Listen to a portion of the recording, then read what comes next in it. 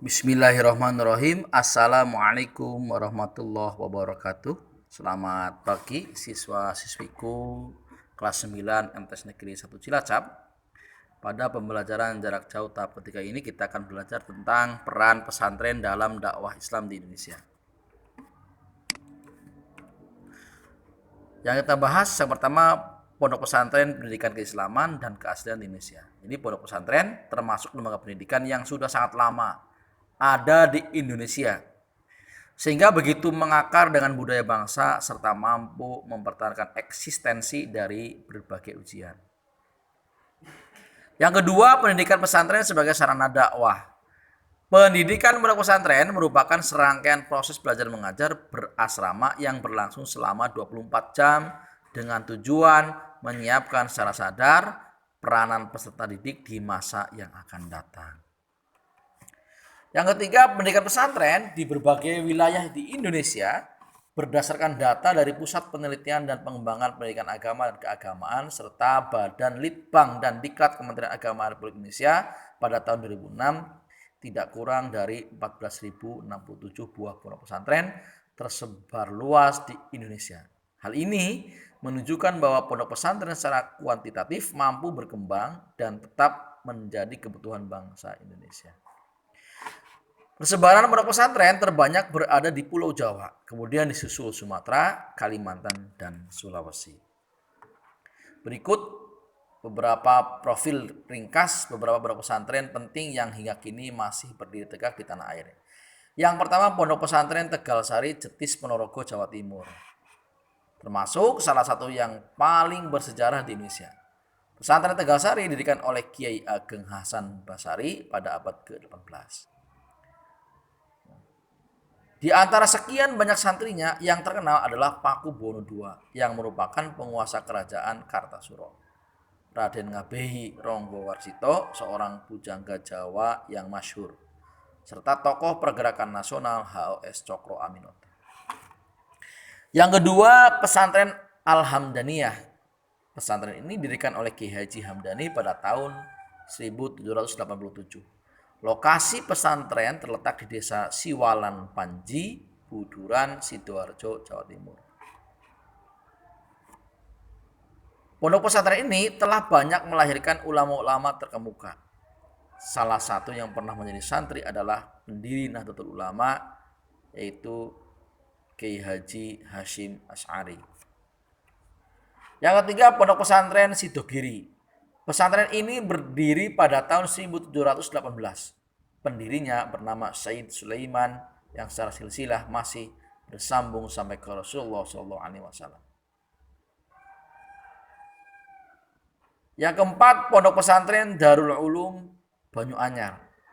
Pesantren ini bermula dari sebuah langgar mushola kecil yang didirikan oleh Kiai Isbat bin Ishaq sekitar tahun 1787. Beliau adalah salah satu sosok ulama karismatik yang terkenal zuhud, tawadhu, dan arif.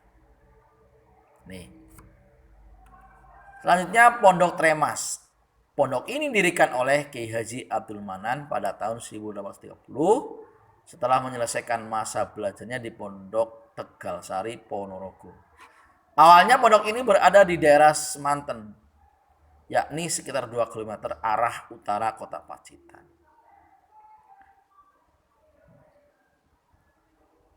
Yang selanjutnya, Pondok Pesantren Al-Huda dirintis pada tahun 1801 oleh Kiai Haji Abdurrahman di atas tanah seluas 3.650 meter persegi. Lokasinya berada di Desa Kutosari, Kelurahan Kebumen, Kecamatan Kebumen. Kiai Haji Abdurrahman merupakan mursyid guru Thariqah Naqsabandiyah. Semula Al-Huda adalah nama untuk mushola yang berada di kompleks pondok. Tatkala meletus agresi militer Belanda I, kiai dan para santri serta para pejuang muslim Kebumen berjuang melawan tentara Belanda. Begitu pula agitasi PKI tahun 1960 kembali membangkitkan suasana perjuangan di kalangan santri dan kiai. Saat itu, Pondok Pesantren Al-Huda menjadi ajang pelatihan bagi anggota Banser Barisan Ansor Serbaguna. Selanjutnya, Pondok Pesantren Buntet didirikan oleh Mbah atau Kiai Muqayyim Beliau merupakan putra Kiai Abdul Hadi yang merupakan keturunan bangsawan dari Kesultanan Cirebon. Karena kepintaran dalam menulis buku tentang tauhid, fikih, dan tasawuf, Kiai Muqayyim diangkat menjadi mufti oleh Keraton Kanoman Cirebon. Akan tapi karena ada perbedaan sikap antara dirinya dengan pihak keraton, yakni saat keraton mulai terlihat tunduk terhadap Belanda, akhirnya Kiai Muqayyim mengundurkan diri, meninggalkan keraton Kanoman. Beliau kemudian mendirikan pesantren Buntet yang terletak sekitar 12 km dari keraton Kanoman, kota Cirebon pada tahun 1750.